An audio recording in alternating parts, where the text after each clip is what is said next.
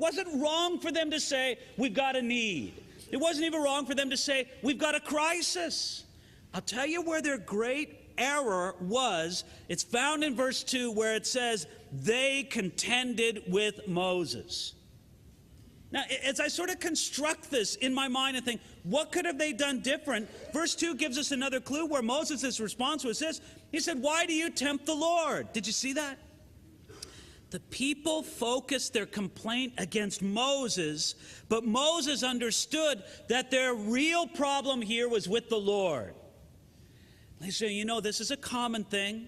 I certainly can't say it's universal, because sometimes it really is true that the person is the problem. But often when we have a problem, it's easier to blame someone than it is to think through the problem carefully and prayerfully and spiritually. I mean, I think, how could it have been different for Israel? How about something like this? No, maybe this is expecting too much for a people that just were delivered from 400 years of slavery. Maybe this was something that God had to develop into them. But if we could just say, how could it be ideally for Israel? How about if they respond to the need in this way? They say, we're in a desert. It's not surprising that there isn't much water here. We need to look to God to help meet this need. Now, wouldn't that have been a wonderful response?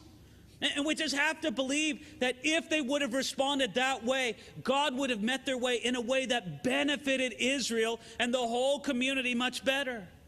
So it's not wrong that they were thirsty. It's not wrong that they had a need. But what was wrong was that when they really should have had their eyes on the Lord and came to him, instead, all they found it easy to do was to complain against Moses. They blamed Moses. They did nothing to really help the problem.